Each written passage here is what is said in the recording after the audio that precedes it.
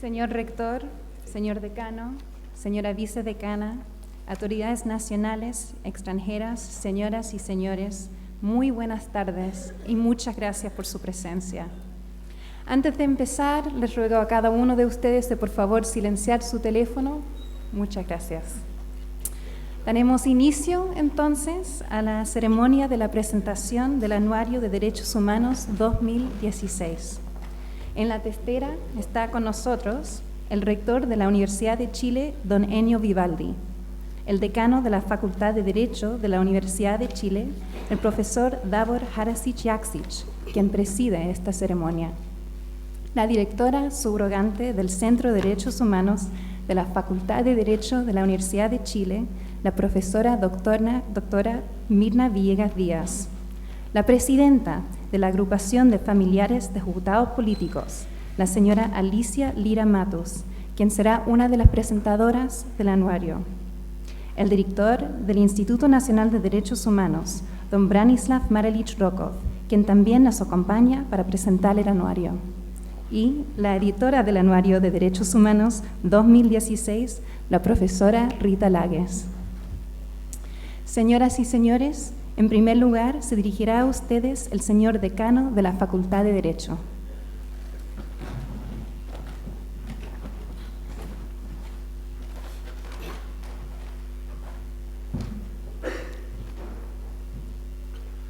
Buenas tardes, muchas gracias por su concurrencia. Hago mío los vocativos que me han precedido y me permito dirigirme a todos ustedes, amigas y amigos. En un día como hoy, en que hace una semana, el día 23 de agosto, se celebró el Día Internacional del Recuerdo de la Trata de Esclavos y su abolición. Fue el 23 de agosto de 1791 que se produjo en Santo Domingo el comienzo de una sublevación de mujeres y hombres arrancados de África que resultaría decisiva para la abolición del comercio transatlántico de esclavos. Este hito representa una de las más importantes luchas en contra de la opresión del hombre por el hombre, lucha que se ha enfrentado en los distintos momentos de la historia a intereses particularmente poderosos. En efecto, la esclavitud fue ante todo un gran negocio que sacaba provecho de la negación explícita de la condición de ser humano de amplios grupos de la población. Por lo mismo, la resistencia a la superación de la esclavitud fue una resistencia de parte de grupos económicos que se habían hecho de una valiosa propiedad. Recuérdense que incluso en Chile, la propiedad sobre los esclavos era tan relevante que se sometió a discusión durante la tramitación de la Ley de Libertad de los Esclavos en el año 1823, si acaso el Estado debía indemnizar a los propietarios por esta suerte de expropiación. Dicha moción no prosperó. El Senado, no porque no hubiera buenas razones en el Senado conservador, sino porque fue presentada fuera de plazo. Hoy, 30 de agosto, conmemoramos el día que fue designado por la Asamblea General de Naciones Unidas como el Día Internacional de las Víctimas de Desapariciones Forzadas. Es, por tanto, un día de recuerdo para nuestros compatriotas que nos fueron sustraídos por parte de un Estado criminal. Los desafíos que actualmente enfrentamos para la construcción de una comunidad asentada sobre el reconocimiento de los derechos humanos siguen siendo de la mayor relevancia. Incluso, en una importante medida, no hemos podido superar realmente y por completo aquella tan básica cuota de emancipación que significó la abolición de la esclavitud. De ello da cuenta uno de los trabajos del anuario que hoy presentamos, referido a la trata de seres humanos con finalidades de matrimonio forzoso. Del mismo modo, hay todavía una gran deuda con la construcción de memoria respecto de lo ocurrido durante la dictadura.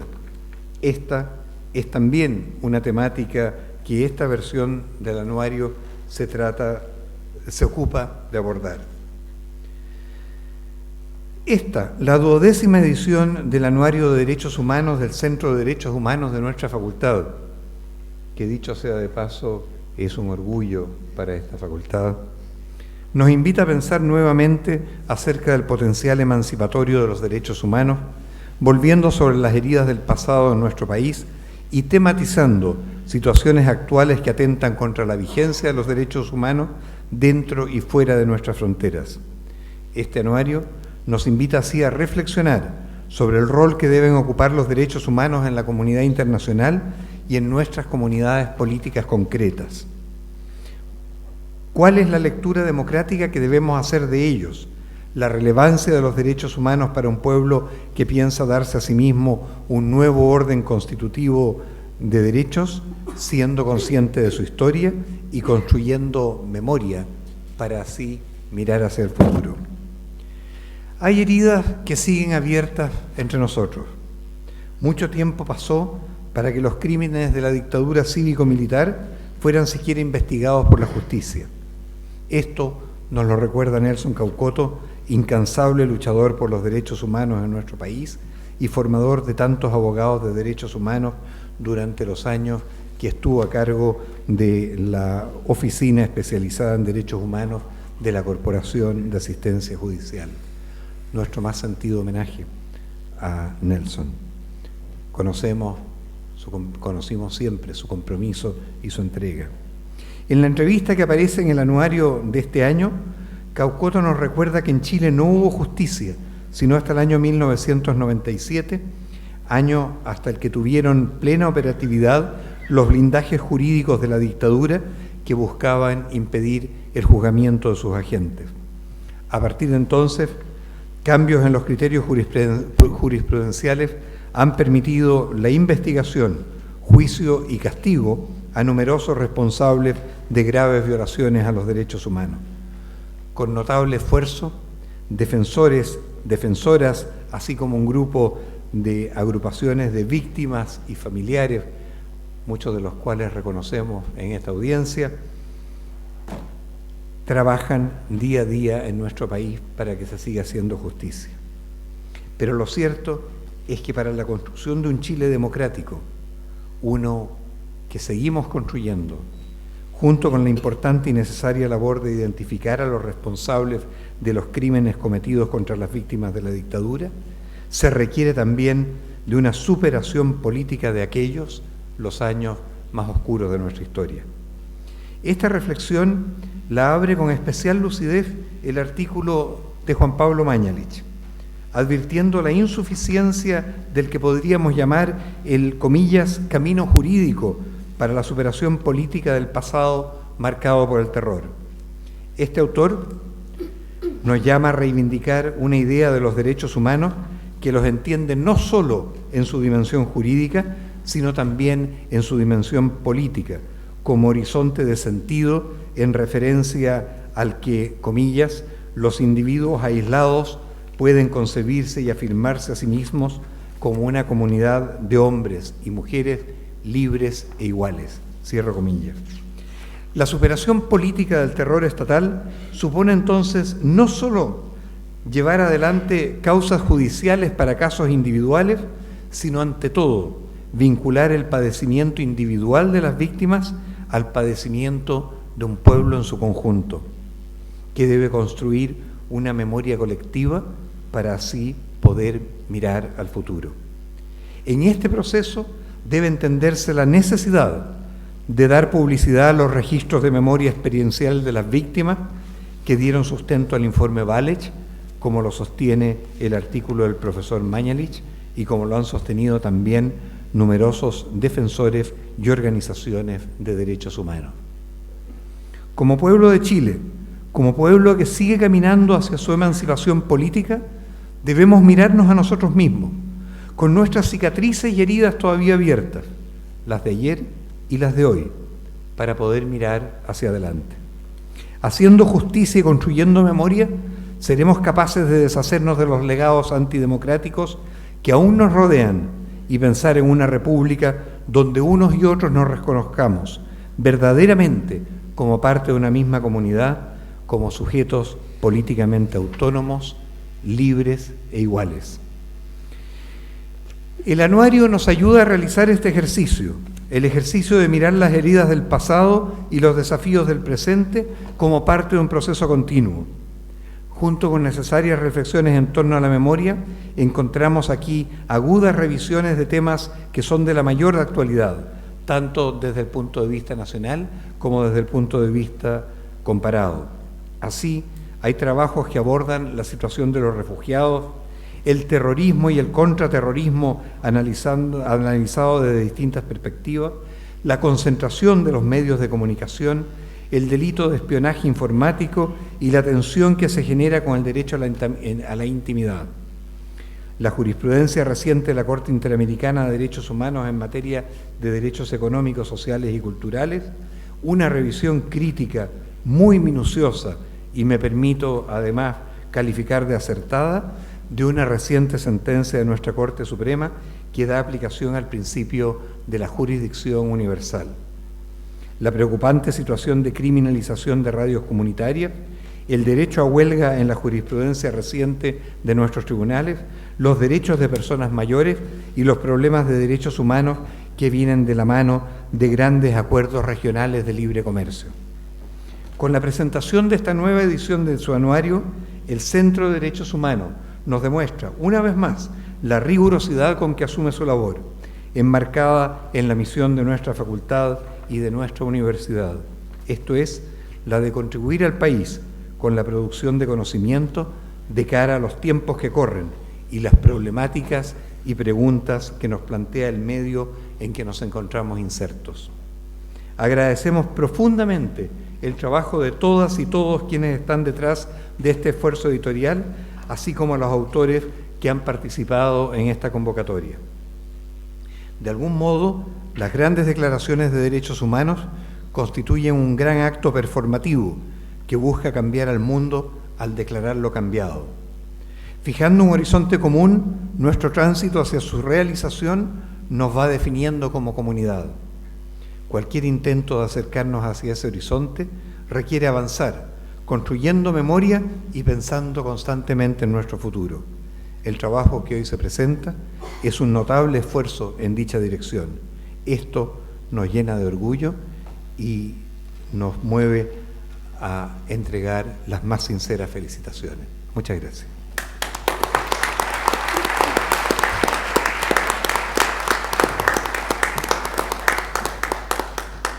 Muchas gracias por sus palabras, señor decano. A continuación, escucharemos las palabras de la editora del Anuario de Derechos Humanos, la profesora Rita Lagues.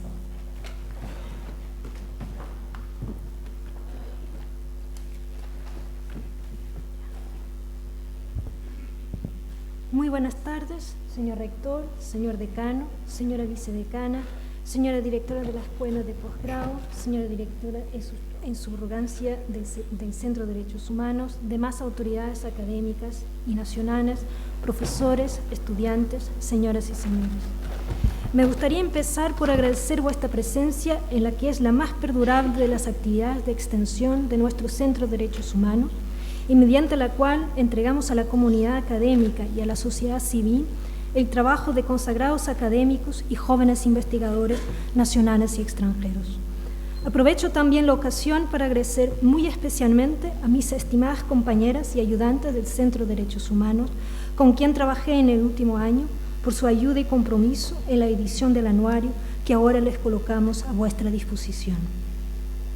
Por todo ello se puede comprender que el acto que nos reúne hoy a todas y todos no solo comparte la solemnidad propia de la naturaleza de las actividades universitarias y de los muros de la casa que nos acoge, sino también la satisfacción del trabajo hecho y la alegría de quien recibe a los amigos. Cuando hace casi un año iniciamos la labor de editar el Anuario de Derechos Humanos 2016, el objetivo prioritario, y sigue siendo, era adecuar nuestra publicación a exigencias mayores de indexación. Eso significó, como seguramente nuestros lectores más fieles habrán dado cuenta, algunos cambios.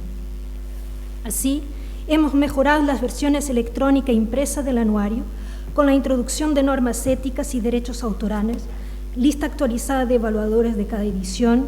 Hemos reelaborado las normas para los autores, adoptando formas de citar más conocidas entre los investigadores y incluyendo en cada artículo la bibliografía final y fechas de recepción y aceptación en los que han sido evaluados por evaluadores externos. Asimismo, se han rebautizado las secciones hoy conocidas por debate y temas emergentes. Otra de las novedades fue la ampliación de la convocatoria abierta para la recepción de artículos a la sección doctrina, permitiendo así que un mayor número de artículos sea sometido a un proceso anónimo de evaluación por pares y con ello asegurar aún más la calidad científica de los trabajos publicados. Por otra parte, la elaboración del temario siguió siendo inspirada por su objetivo central de entregar un conjunto de reflexiones jurídicas respecto de los temas de derechos humanos de mayor relevancia nacional e internacional del último año, y por esa vía contribuir a que los derechos humanos ocupen un lugar central, no solo en el debate académico, sino también en las propias políticas públicas. Solo así, creemos, el Anuario de Derechos Humanos puede cumplir su auténtica función de actividad universitaria de extensión. Karl Engels, en su introducción al pensamiento jurídico de 1956, empezaba observando el poco interés que despertaba el derecho y la ciencia jurídica en los no juristas.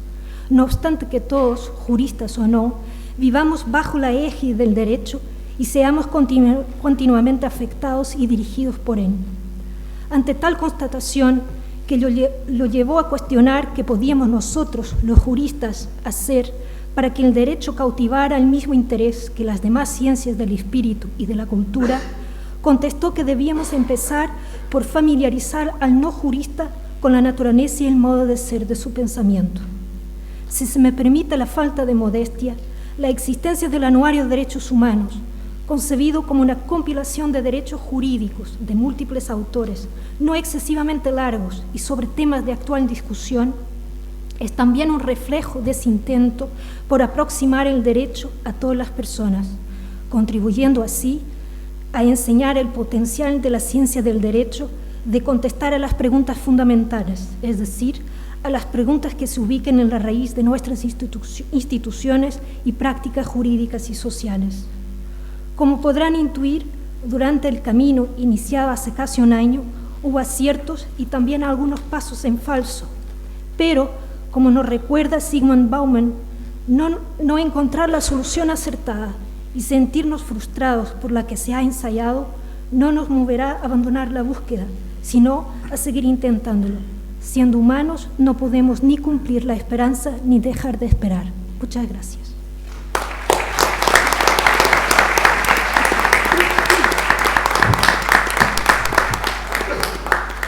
Muchas gracias por tus palabras, Rita, y de parte de tus compañeras, felicitaciones. Nuestra primera presentadora sobre el anuario será la señora Alicia Lira Matus, presidenta de la Agrupación de Familiares de Ejecutados Políticos. La señora Lira Matus trabajó por la libertad de los prisioneros como dirigente de los familiares de los prisioneros políticos de 1986 hasta 1994, cuando fueron obligados a salir al extranjero.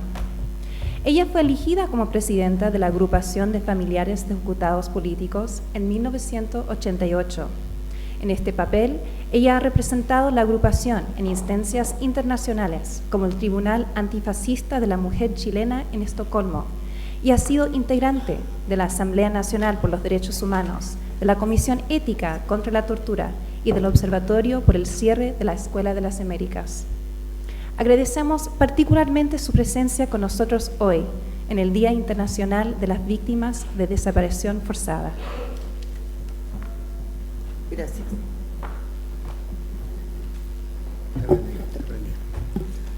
Buenas tardes a todas y todos. Bueno, me gusta ser bien honesta, así que no me es fácil hoy día, estoy con mucho cariño, mucha dedicación y orgullosa, pero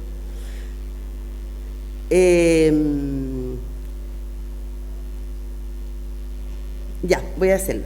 Pero antes que todo no puedo dejar pasar así en tan forma silenciosa lo que es el Día Nacional e Internacional del Detenido Desaparecido, y en memoria también de lo que es José Buenante Buenante, José Vergara, quien de las manos de Carabineros no ha aparecido más su cuerpo. Así que yo pido un gran aplauso después de tanto silencio para honrar a nuestros familiares detenidos desaparecidos.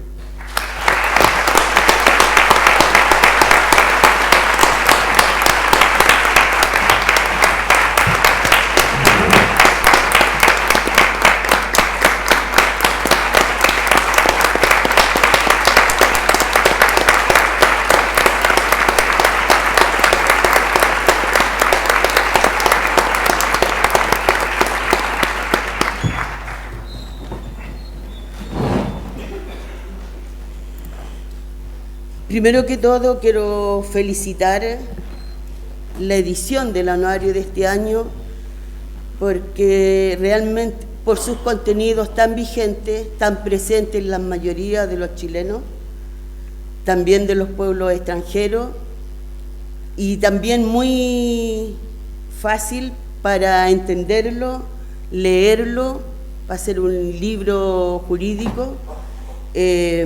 Lo hallé muy fácil para cualquiera poder leerlo y entretenerse, y también aprender más de las situaciones que pasan en nuestro país como fuera de nuestra frontera.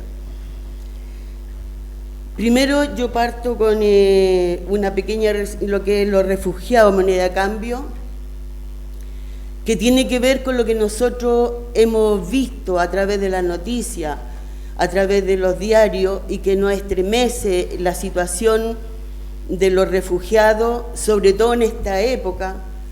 Hemos visto cómo a través de las invasiones de Estados Unidos, diferentes países en el Medio Oriente, que después ha quedado el caos. Sin embargo, cuando las familias completas, aterrorizadas, arrancan de la guerra y buscan su bienestar, su seguridad de vida para sus hijos, ellos arrancan para lugares seguros, que es cerca de Europa. Y para vergüenza, les cierran las puertas. Hemos visto familias destruidas, niños, que es lo más preciado de nuestro universo, muertos en el mar, niños sacados de escombros, que son los que más sufren, los niños, las mujeres y los ancianos. Y los países europeos no están prontos a refugiarlos ni ayudarlos, así como fueron apropiándose o destruyendo sus países. Por lo cual ahí uno piensa, no tienen noción o no recuerdan en esos momentos lo que son la Carta Fundamental de los Derechos Humanos, los convenios y tratados internacionales sobre la protección de la vida, sobre la protección del refugio, y realmente en esta época eso es para nosotros una vergüenza.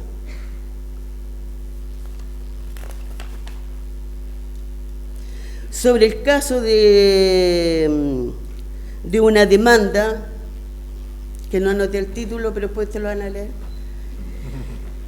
que tiene que ver con una familia González Yui, sobre una familia común de Ecuador como de cualquier país, que va esta familia, le hace una transfusión de sangre a su hija, una niñita de 3 años, y va a un banco de sangre de la Cruz Roja en una clínica privada. Y a esta niña le hacen una transfusión de sangre contaminada con el VIH. Y de ahí empieza la tragedia de este grupo familiar.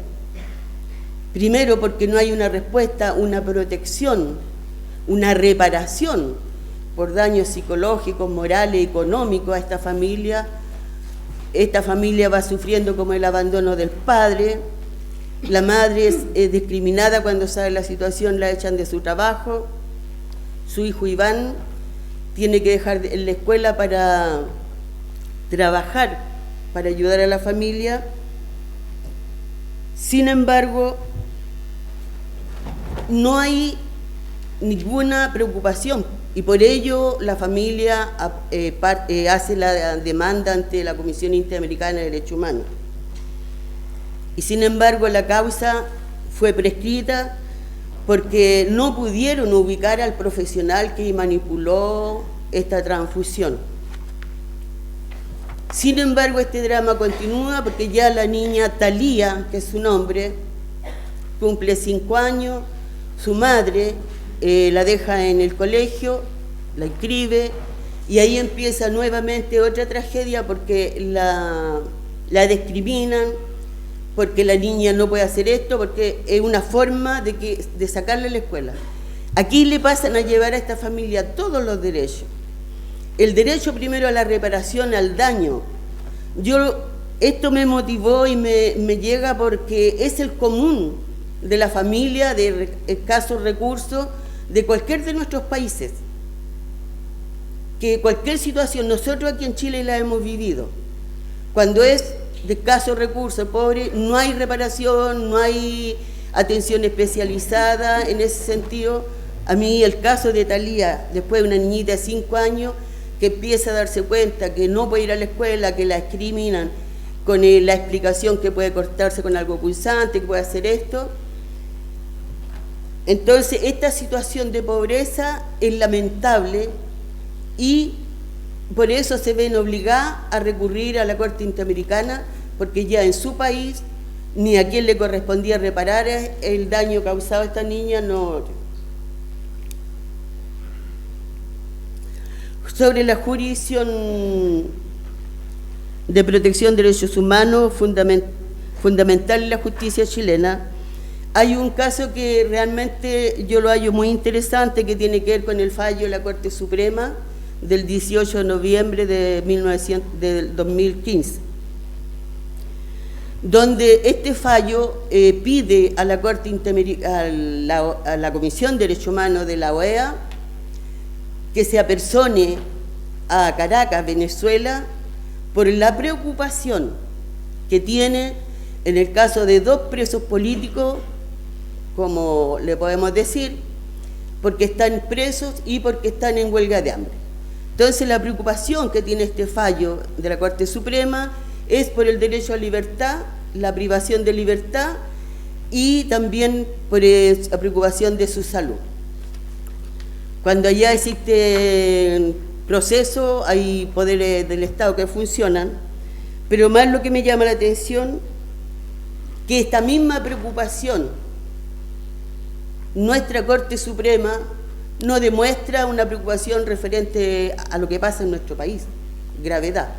Hablemos tiempo atrás de la larga huelga de hambre de los comuneros mapuches que están encarcelados, de aquellos mapuches que estuvieron encarcelados y que después a los meses los dejaron en libertad porque no fueron sobreseídos, porque no eran culpables de lo que se les acusaba.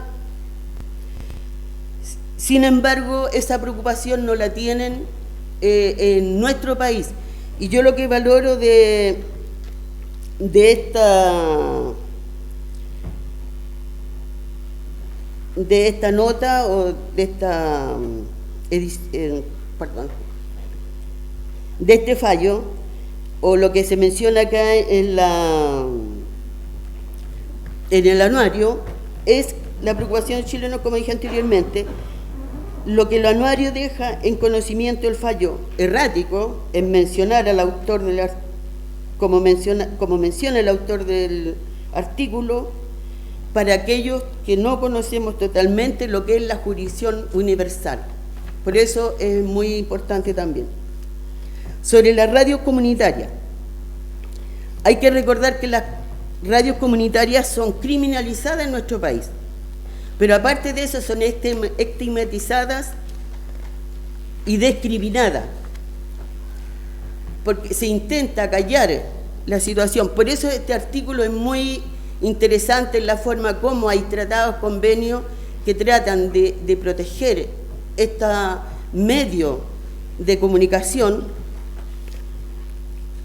Estas radios comunitarias nacen a raíz de la concentración de los medios comunicacionales en nuestro país, y que no existe realmente una verdadera libertad de prensa y de expresión.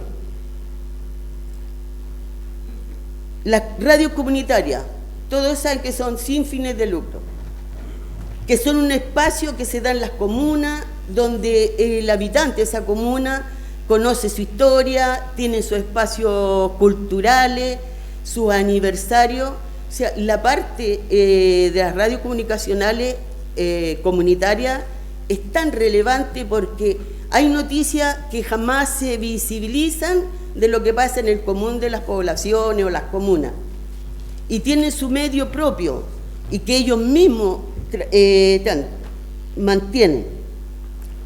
Por eso para nosotros, incluso lo que es el oligopolio de los medios de comunicación masivos se le ve como enemigo a estas radios comunitarias. Para ello son que necesitan leyes castigadoras, como queda demostrado en este anuario. El Estado debiera garantizar, entregar los recursos para esta radio, porque son un aporte de democratización y un aporte a la libertad de expresión en nuestra patria. Por lo tanto, también existe que hubo una tramitación de una ley que crea la Superintendencia de Telecomunicaciones el 2012. Se propuso disminuir las multas y eliminar las penas privativas de libertad para quienes operan los servicios de telecomunicaciones, radio y difusión. Para nosotros, insistimos, es un medio que es netamente, democráticamente fiel a la realidad que se vive en las comunas. Por lo tanto, es bueno saber, y se da a conocer a través de los anuarios, el hecho de que hay una forma de buscar que esta radio funcionen en plena libertad, porque es un aporte al crecimiento de nuestro país, a la cultura de nuestro país, y no mirarla como algo marginal, porque no lo son, porque si ustedes escucharan algunas radios, realmente transmiten cultura, preocupación, son solidarios, y eso es fundamental en nuestra sociedad.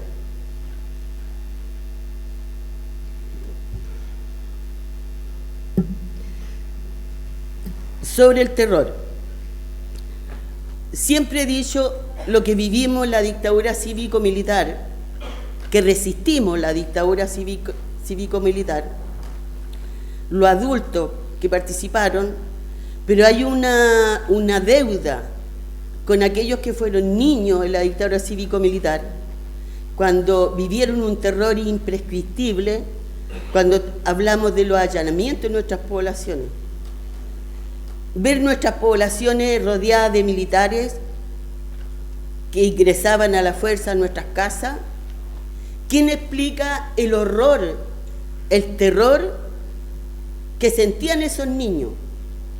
Y que nunca los padres se lo explicaron, porque es inexplicable, porque fueron creciendo en ese sentido, y realmente yo creo que esas generaciones siguen con ese trauma de la actitud que tienen de recordar cuando en nuestras poblaciones llegaban esos autos del CNI y los portazos, y uno sentía los portazos y realmente era temor el que sentía. Entonces el terror también va más allá de la muerte, porque el terror que vivieron tanto los ejecutados políticos, los detenidos desaparecidos, antes que lo asesinaran, sobre todo los detenidos desaparecidos, le hicieron vivir terror, los vejaron, los torturaron. Pero hay una cosa que ninguno de los victimarios puede decir: jamás perdieron su dignidad. Y por eso resistieron hasta el último, pero ese terror se pasó a los familiares. Hoy día nosotros vamos, por ejemplo, hemos ido a acto de homenaje a Mulchen, a Chihuío, a Santa Bárbara. Si ustedes fueran y vieran una actividad y ven llegar a mujeres de edad que vivieron esa época, que pueden haber sido madre, esposa, hermana, pero uno realmente se impacta porque ve que viene como que todavía están en esa época. Y realmente ellas no viven en el pasado amargada, no, ellas luchan por la verdad y la justicia, salen a la calle, pero en términos de su acción es miedo, un miedo inexplicable que siempre se tiende a repetir, porque además no se ha vivido el duelo, porque además nadie le ha pedido perdón, nadie ha hecho políticas integrales, ningún gobierno integrales para estos familiares, salud mental y otras cosas. Por lo tanto, el terror hoy día sigue vigente, aunque ustedes no lo crean. Si ustedes viajaron a los lugares más aislados de la ciudad, el terror sigue, ese terror de que pueden volver, ese terror de que pasó, cómo no reaccioné con esto. Entonces, esa es una situación realmente que jamás olvidaremos, y no porque vivíamos en el pasado, sino porque nunca ha habido una política integral para que superemos eso, pero sí somos, hablo de todos los familiares y todas las víctimas, generosos porque superamos para adentro eso y seguimos luchando, no solamente por la verdad y la justicia, para que nunca más nadie sea terrorizado, nadie fue torturado, porque realmente es una secuela que jamás, de lo jamás, debemos olvidarlo, pero en la forma de que no se repita. Los archivos. La parte de los archivos, hay que recordar que primero, si hablamos de archivos donde hay documentación, donde hay información, hablamos, por ejemplo, el primer archivo grande, que gracias a la movilización de las agrupaciones y organizaciones que nos acompañaron siempre, está el informe Reti, que son libros, pero para nosotros son archivos porque tienen historia, tienen nombre, tienen fecha, tienen todo menos los nombres de los victimarios. Pero ese archivo también está para nosotros mal, ¿por qué? Porque se hizo una política de empate. En el informe de verdad y reconciliación no solamente están las víctimas del terrorismo de Estado, hay victimarios, y eso violenta a la memoria de las víctimas y a los familiares. Por lo tanto, un archivo que siempre, igual si hablamos del archivo, por toda su información, su rica información, que lo vemos como parte reparatoria hacia los familiares ante el Estado, y hablamos de los expresos políticos, el informe de prisión política y tortura fue un avance muy importante porque se reconoció, nuevamente digo, que los exprisioneros políticos no eran terroristas, no eran humanoides, y todos. Y además, si hubiese ido un delincuente o dos delincuentes en eso, nadie tiene derecho a torturar, a ejecutar o desaparecer una persona. Por lo tanto, pero todo iba bien hasta que el señor Ricardo Lago le pone su sello personal, 50 años, secreto, la información de los exprisioneros políticos. Eso es terrible, violenta, digo. Vivimos una sociedad que va avanzando de a poco, que vamos aportando, pero cada cierto tiempo hay una violentación hacia la memoria, hacia las personas que sufrieron, que están vivas. Por lo tanto, en ese sentido, es una cosa que nosotros... Hay otra que es muy relevante cuando hablamos de entrega de las fichas, hablando de archivos, que se encontraron en el 2005 en la colonia Dignidad. 45.000 fichas que se encontraron en la colonia Dignidad, con nombre, con información que tenían, pero el ministro Cepeda, Jorge Cepeda, tiene la ficha, el 2005, y recién, el 2014, lo entrega a organizaciones de derechos humanos.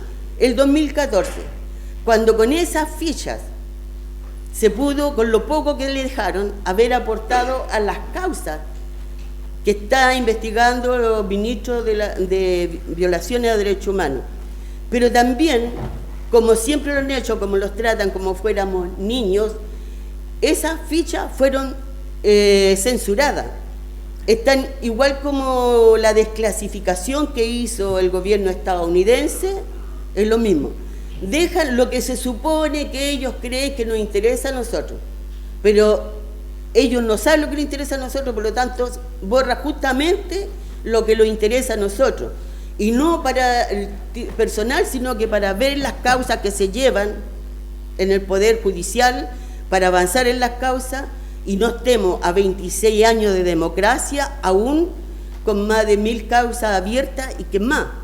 Esta agrupación tuvo que presentar más de 1000 querellas el 2009, porque nadie había presentado querella por 1164 mujeres, niños, hombres en este país. Por lo tanto, esas fichas nosotros las queremos, pero las queremos con la información. Eso le hace bien al país, le hace bien al Poder Judicial, nos hace bien a nosotros como personas, y a nosotros como familiares nos hace bien para nuestra salud mental. Por lo tanto, esa ficha debiera entregarse no como tuvo que acudir un familiar, una víctima, recurrir a la Corte para que en el Instituto Nacional de Derechos Humanos le entregara la información de esa ficha. Entonces, eso debiera ser, y lo que estamos, los sitios de memoria, las agrupaciones, que esas fichas tienen que ser públicas. ¿Cómo se saña el país una democracia si desconoce la información que hay, que hubo y que se oculta? Por lo tanto, en archivo para nosotros, permiso,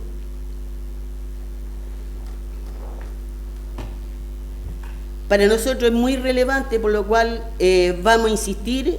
Yo sé que los sitios de memoria tienen una campaña permanente, porque es fundamental, porque siempre hablamos, nosotros no hablamos como familiares, hablamos como sociedad, somos parte de esa sociedad, queremos una sociedad sobre la base de la democracia real, y todo esto aporta a eso.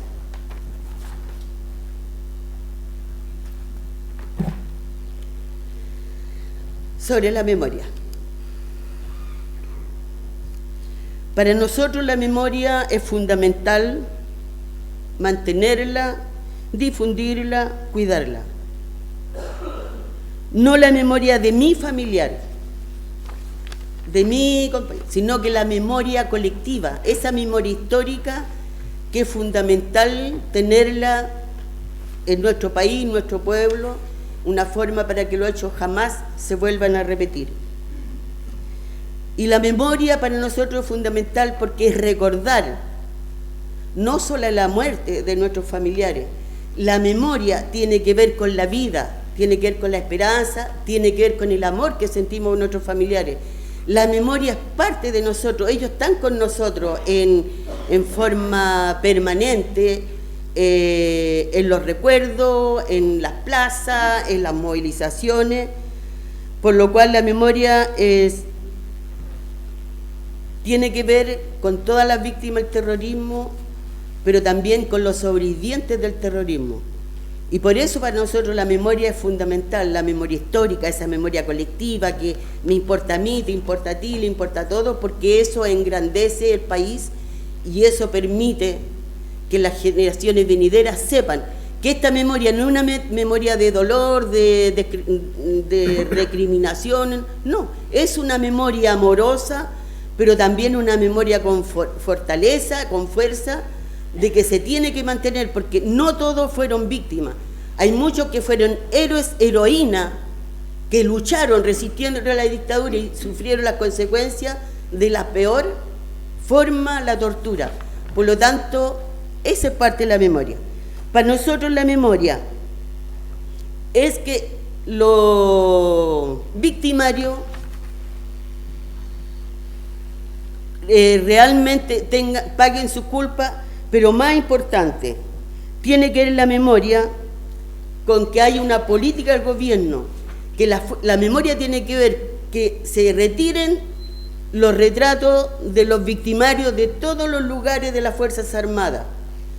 La memoria es que se degrade a todo militar condenado en violaciones de derechos humanos. Memoria es que las Fuerzas Armadas reconozcan, que entreguen la información, este ocultamiento, este pacto de silencio que han mantenido. Por lo cual para nosotros la memoria es mucho más allá de recordar, es mucho más allá de hacer memoriales. La memoria es llevar adelante el legado que dejaron esas personas, lo que hicieron y lo que estuvimos haciendo en ese sentido. Por lo tanto, la memoria realmente es vital en un pueblo que quiere surgir, que quiere crecer, pero en una democracia real. Muchas gracias.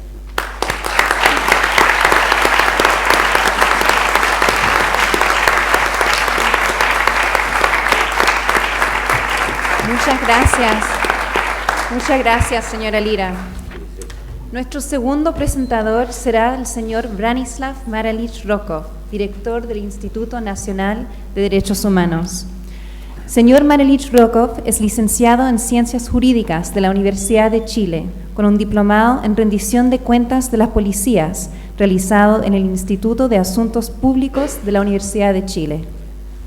En 2010, fue pasante de la Comisión Interamericana de Derechos Humanos. Es colaborador del Londres 38 y presidente de la Corporación Fundamental. Ha sido representante de víctimas ante el Sistema Universal e Interamericano de Derechos Humanos, como, entre otros casos, el caso de Omar Humberto Maldonado, recientemente sentenciado por el Corte Interamericano de Derechos Humanos. En agosto del 2016 fue elegido director del Instituto Nacional de Derechos Humanos para el periodo 2016 hasta el 2019. Muchas gracias. Señor Enio Vivaldi, rector de la Universidad de Chile, señor Davor Harasic, decano de nuestra facultad, señora vicedecana, señora directora Mina Villegas y señora Alicia Lira, especialmente le agradezco su presentación. Yo creo que refleja el sentir de, gran parte de la sociedad chilena en estos temas. Por supuesto, señoras y señores, amigos, amigas, todos y todas, muchas gracias por estar acá. Yo les quiero agradecer mucho al Centro de Derechos Humanos de poder haberme invitado, de haberme invitado en esta ocasión, sobre todo por yo ser egresado a esta facultad y también haber participado del Centro de Derechos Humanos hace unos años. Y quiero destacar lo importante que es reunirnos en este lanzamiento, ya que existen varios momentos en el año en que la comunidad dedicada a la defensa de los derechos humanos tiene la oportunidad de juntarse, y obviamente este es uno de aquellos momentos. Y también quiero destacar la gran calidad siempre del trabajo del Centro de Derechos Humanos y del Anuario de Derechos Humanos, donde han pasado tantos grandes equipos que veo algunos en el público de años anteriores, hace 12 años.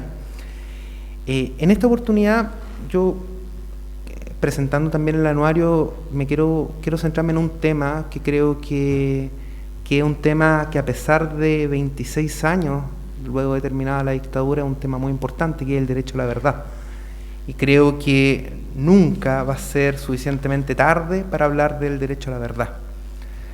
Y también es importante hablar del derecho a la verdad, sobre todo, como decía nuestro decano y la presidenta de la Asociación de Ejecutados Políticos, que hoy es el Día del Detenido Desaparecido.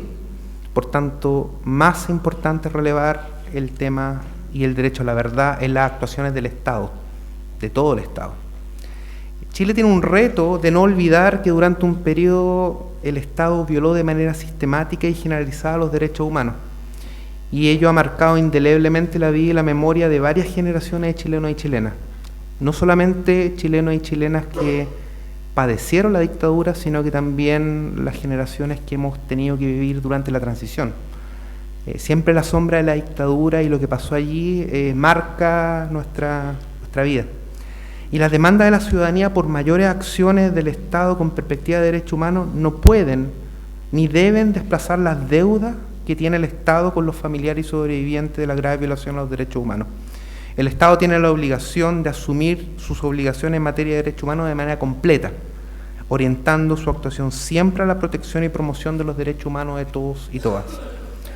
Y uno de los derechos a realizar, obviamente en este contexto, es el derecho a la verdad. El derecho a la verdad ha sido recogido desde los inicios del sistema interamericano, e incluso la Asamblea General de la OEA en 2006 la ha conceptualizado de la siguiente forma.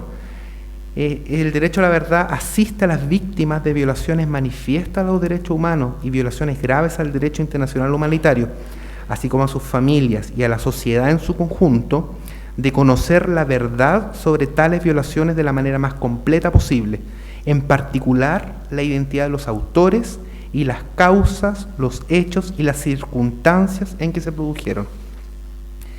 El derecho a la verdad, bajo esta conceptualización, ha sido una preocupación constante, además del Instituto Nacional de Derechos Humanos, y en sus informes anuales siempre lo ha tratado especialmente en 3 aristas. 1, el esclarecimiento de la verdad por los órganos jurisdiccionales, el derecho a la verdad relacionado con la memoria histórica y el derecho a la verdad con el acceso a la información por parte de las víctimas y sus familiares, acceso a la información obviamente en poder del Estado. Me voy a referir a cada uno de estos temas. En relación al esclarecimiento de la verdad por los órganos jurisdiccionales, ya nuestro primer informe anual del año 2010, hablo de nuestro informe anual porque me siento tributario de toda la institucionalidad, a pesar de que, como decía la presentadora, asumí formalmente el 2 de agosto, hace 29 días. Ya en nuestro primer informe anual, el 2010, sobre la situación de los derechos humanos en Chile, se abordó el avance de Chile en el esclarecimiento de los hechos desde 1973 a 1990, y también abordamos la adopción de políticas de reparación, incluían las obligaciones del Estado de generar iniciativas y mecanismos de no repetición. La justicia, como se dijo en ese informe, ha tardado en llegar y lo ha hecho, en gran parte, producto de la lucha que durante más de 30 años han sostenido las víctimas, sus familiares y las organizaciones de derechos humanos de defensores y defensoras.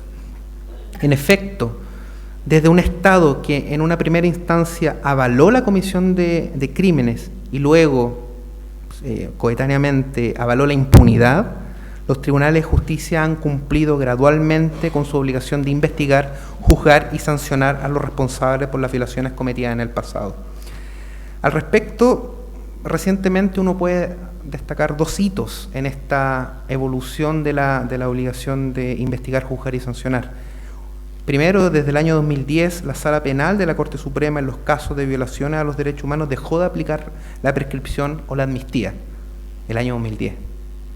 Y segundo, el año 2013, el Pleno del Máximo Tribunal reconoció de manera pública y por primera vez que la conducta asumida por la Judicatura, cito, habría permitido un sistema represivo que afectó gravemente las garantías fundamentales de la ciudadanía y derivó en muertes, desapariciones forzadas y tortura. Acá yo me quiero detener en algo que también decía la presentadora, mi participación en el caso Omar Maldonado y otros contra Chile. Ese caso es patente de cómo el Poder Judicial y la Judicatura fue cómplice y algunas veces promotor de graves violaciones a los derechos humanos. Y yo creo que el Poder Judicial hoy tiene no solo la responsabilidad, por supuesto que tiene la responsabilidad, sino que tiene la oportunidad de poder reparar ese error, y creo que yo, desprendiéndome obviamente del caso al haber asumido mi cargo de director, estoy muy seguro que la Corte Suprema anulará la sentencia de los consejos de guerra y le dará no solamente a estas víctimas, sino que también esperanza a todas las otras víctimas de poder tener una reparación simbólica en cuanto a condena injusta.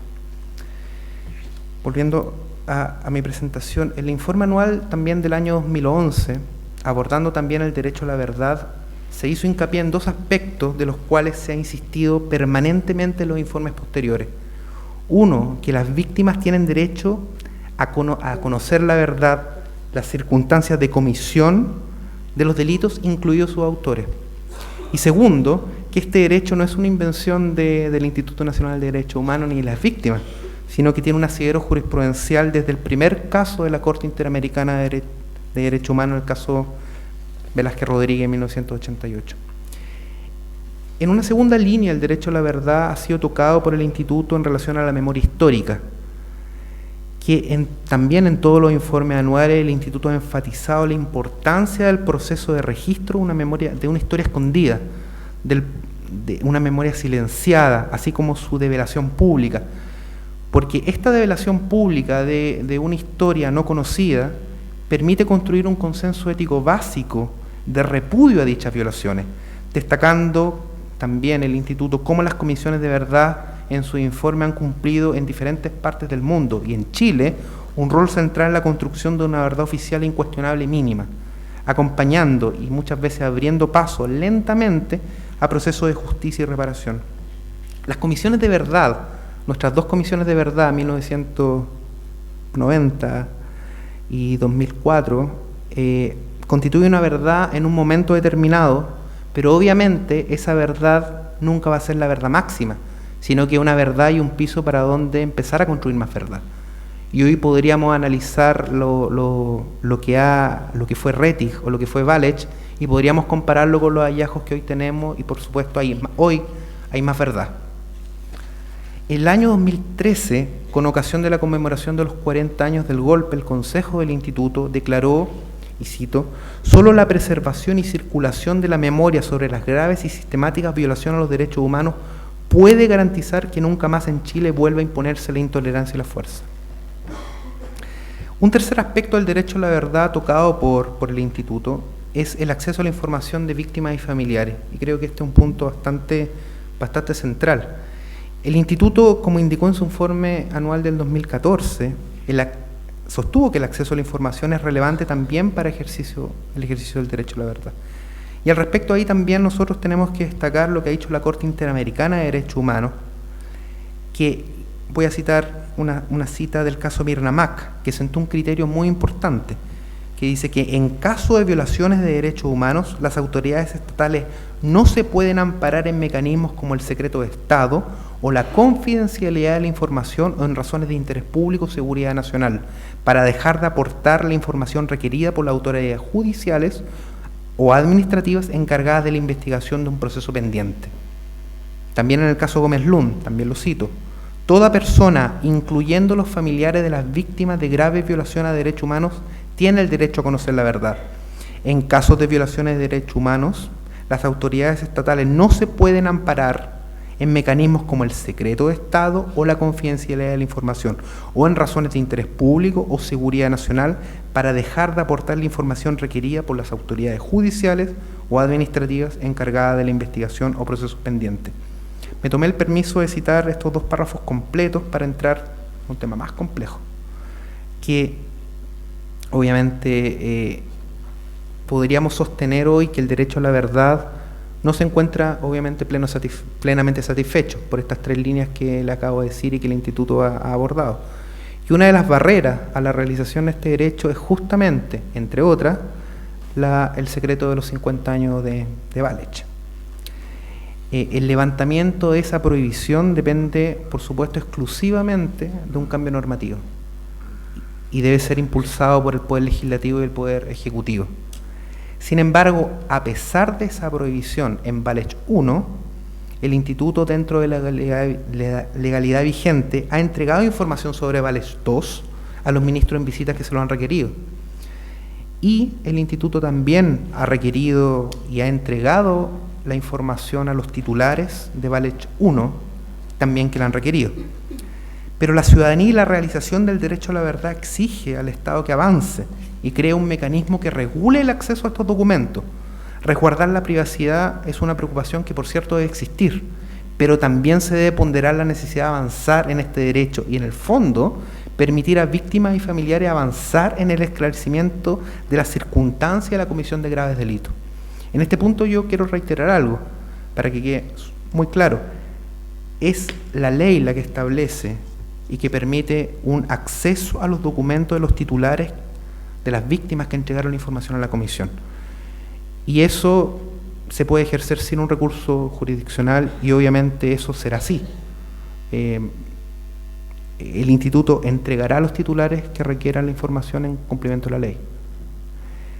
Si anteriormente eso no ha sido así por cualquier razón, creo que es necesario repensar eso en cumplimiento de la ley. Con lo anteriormente dicho, quiero volver al concepto de derecho a la verdad para finalizar y centrarme en dos preguntas que creo pertinentes. ¿Es el derecho a la verdad algo individual ¿Es el derecho a la verdad patrimonio de las víctimas y los familiares? Y una segunda pregunta es, ¿cuáles son estas fuentes del derecho a la verdad? ¿De dónde sacamos verdad? La primera pregunta ya se ha dejado entrever y creo que en el anuario se deja muy claro. Y el derecho a la verdad no solamente es individual, sino que colectivo. Y el derecho a la verdad no solamente es un derecho de las víctimas y familiares, sino que es un derecho de los miembros de la sociedad, porque fue la sociedad también la dañada por las graves violaciones. En este punto creo que estamos muy de acuerdo con lo que se plantea en el texto en esa materia. El derecho a la verdad en su dimensión colectiva ha sido abordado también por la Corte Interamericana de Derechos Humanos. Y la Corte da un salto bastante importante en esta materia, porque ya no solo exige que la verdad sea un patrimonio de los familiares, sino que es una expectativa que debe ser satisfecha para la sociedad. De manera que, cito, conocer la verdad en cuanto a tales crímenes tenga la capacidad de prevenirlos en el futuro. Cuando hablamos de acceso a la verdad y todo lo anterior, también hablamos de una reparación como sociedad. El derecho a la verdad también es una reparación que puede contribuir a un mejoramiento de la comunidad política. Una segunda pregunta que me gustaría abordar es, ¿de dónde emerge esta verdad? Y acá también la Corte Interamericana de Derechos Humanos reconoce dos fuentes. Me voy a quedar en una, que es la fuente judicial. En la primera fuente, la fuente judicial, el derecho a la verdad emana a consecuencia de la actividad de los jueces. Y cuando leemos una sentencia judicial sobre graves violaciones a los derechos humanos, no solamente estamos viendo una argumentación penal para condenar o absolver, sino que estamos viendo también una constatación de circunstancias de un hecho que servirán a familiares y a la sociedad para conocer lo que realmente pasó, con finalidades reparativas, preventivas. Una sentencia judicial que condena a personas responsables de desaparición forzada, por ejemplo, sin establecer o sin intentar establecer el paradero del desaparecido, es una sentencia incompleta, que no aporta la verdad de los familiares ni a la sociedad. Es importante que el Poder Judicial emprenda, por ejemplo, investigaciones sobre destino final de personas detenidas desaparecidas, para así dilucidar el eslabón faltante en una cadena de un ilícito, que es la verdad sobre los desaparecidos. Actualmente las investigaciones judiciales terminan en el momento de la aprehensión en el caso de detenidos desaparecidos. Se constata que una persona fue aprehendida, pero luego el camino de destino final está totalmente perdido. Quisiera terminar esta presentación también destacando otros temas. Me centré solamente en el derecho a la verdad, sin embargo, el anuario presenta temas que son de gran interés para el Instituto y para la sociedad también. Sobre todo los temas emergentes, que yo creo que va a ser, como dice el nombre, temas emergentes, va a ser van a ser grandes temas en los próximos años. Por ejemplo, el derecho a las personas mayores, y ahí se empalma mucho con el debate ahora en nuestro sistema de pensiones.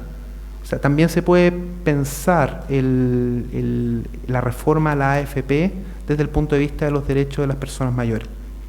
Y también el TPP, o los tratados de libre comercio y derechos humanos. El Instituto también está tomando posición sobre aquello. Esperemos que exista un consenso luego en el Consejo para poder establecer y poder hablar también de tratados de libre comercio y derechos humanos, que es una pieza que falta en ese debate. Y obviamente también invitarlo a también, con mi discurso y también con el texto, también leer el texto sobre terror, memoria y archivos, que creo que puede ser un aporte y un debate al derecho a la verdad que hoy como sociedad necesitamos a 26 años de la dictadura. Y el INDH, lejos de estar ajeno a este derecho, va a estar siempre impulsando su plena realización. Muchas gracias.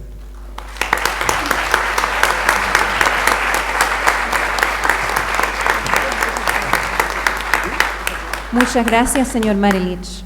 Para finalizar esta presentación, dirigirá unas palabras el señor rector de la Universidad de Chile.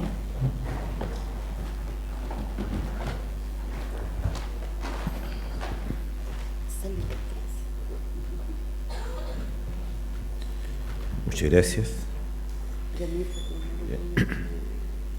Profesor Davor Harasic, decano de la Facultad de Derecho, señor Branislav Marilich, director del Instituto Nacional de Derechos Humanos, señora Alicia Lira, presidenta de la Agrupación de Familiares de Ejecutados Políticos, profesora Mirna Villegas, directora subrogante del Centro de Derechos Humanos, profesora Rita Layes, editora del Anuario de Derechos Humanos 2016. Saludo al señor Raúl Guzmán, que está con nosotros ahora, fiscal regional, autoridades universitarias, comunidad universitaria, invitados especiales, amigas y amigos.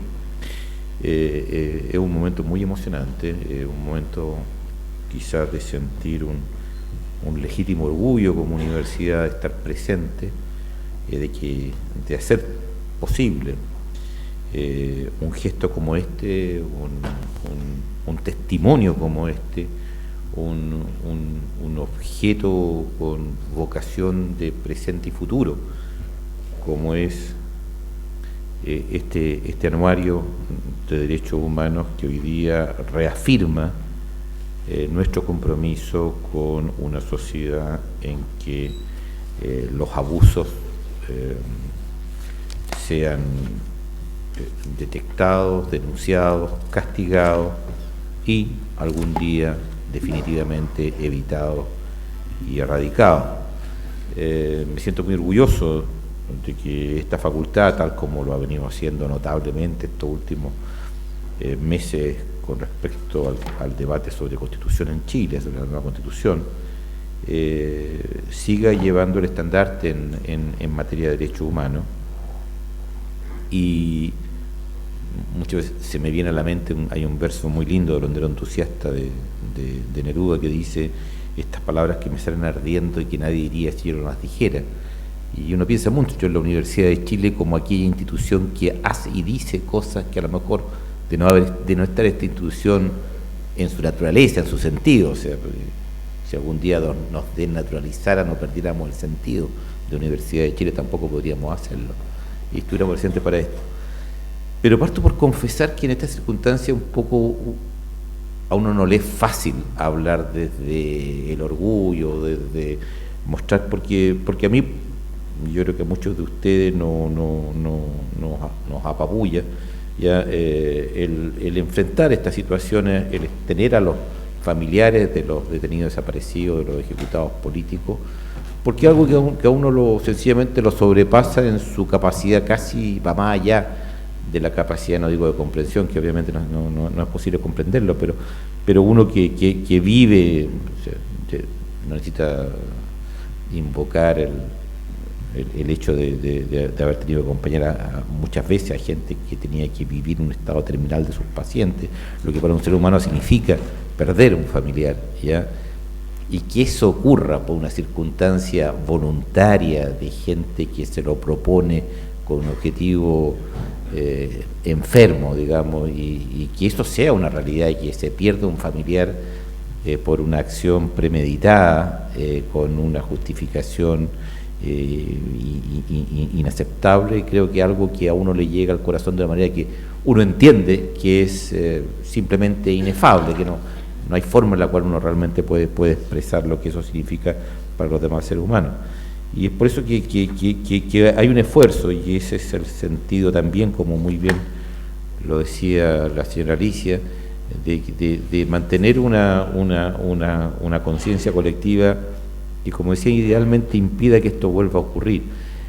Cuando esto ocurre en un país, ya es porque hay un cambio de estado en la cual sencillamente hay un vuelco. Si me disculpan, perdona, hay una escena en una serie que hace Bardem, que es un tío del actor famoso, sobre la muerte de García Lorca, y una escena que para mí cuando la vi fue imborrable, porque creo que pocas veces he visto más relatada mi propia percepción de una situación tan difícil de describir como lo que ocurrió en Chile, lo que, como muy bien decía la señora Alicia, tiene que ver con el terror y tiene que ver con la forma como percibíamos una realidad que estaba brutalmente distorsionada. En esta escena es un amigo de García Lorca, simpatizante e influyente en el contexto del nuevo régimen del franquismo, que estaba tomando Granada, estaba recién empezando la guerra civil. Pero es muy impresionante porque él va decidido a rescatar a García Lorca de un cuartel en el cual piensa que ha sido tomado prisionero, o sea, le dicen que está ahí preso. Y es brutal la escena en que, porque uno la vivió tan de cerca, llega y hay como una muralla invisible entre él y esta nueva realidad de estos oficiales que están dando orden, comandando para acá, y se hace obvio para este tipo que no lo puede creer, que es inaccesible, que ya no puede alcanzar a García Lorca, y se da cuenta que sencillamente García Lorca fue tragado por otro mundo, fue llevado a otro mundo, a otra realidad, a otra dimensión. Y yo creo que eso no es una mala imagen de lo que representa perder los derechos, que es literalmente lo que ocurre, por supuesto, en una dictadura. Cuando perdemos nuestros derechos, cuando la convivencia, cuando la cotidianidad, cuando lo que es nuestro vivir cotidiano se pierde, se esfuma y pasa a construirse otra lógica, la lógica de la sospecha, de la desconfianza, de cualquiera puede ser un delator, y a toda esta cosa terrible en la cual nos tocó vivir por tanto tiempo. Y yo creo que la única consecuencia natural humana es que todo lo que uno puede hacer por evitar que una circunstancia así vuelva a imponerse, tiene que hacerlo, y es un deber de nosotros como seres humanos, y es deber de nuestra universidad hacer todo lo que esté de nuestra mano. Y una parte muy importante es denunciar esta falta de derechos cotidianamente, denunciar esta forma de percibir la realidad.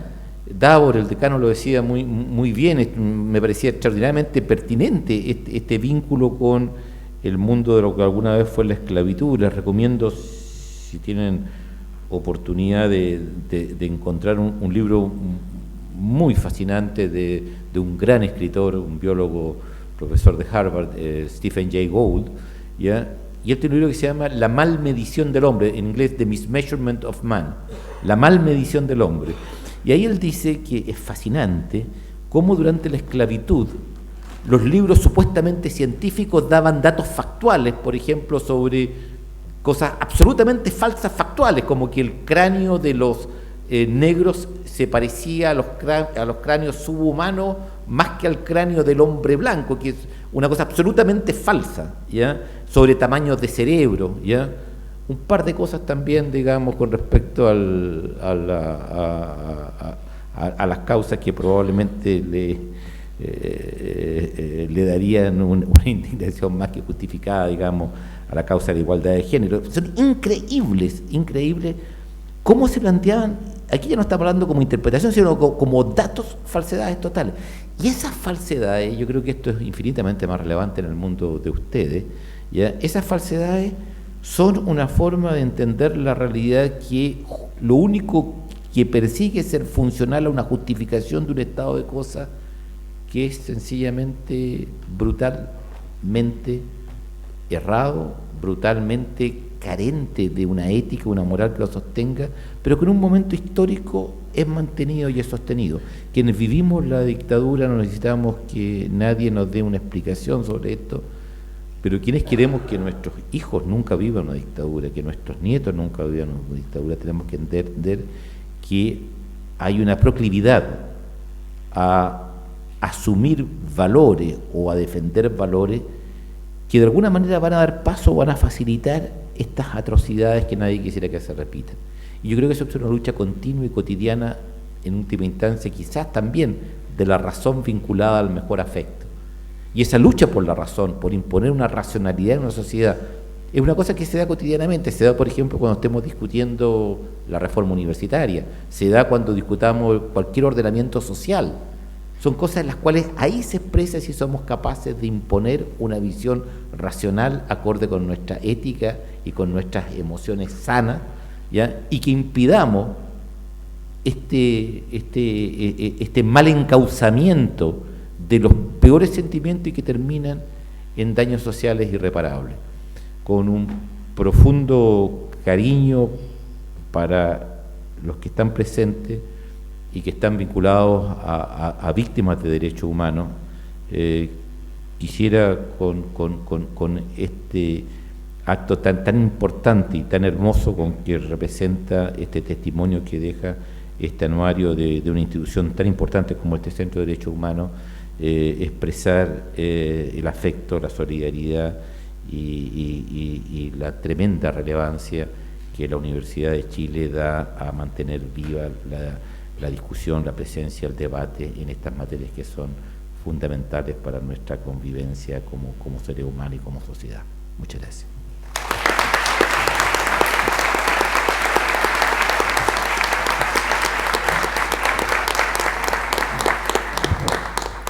Muchas gracias, señor rector.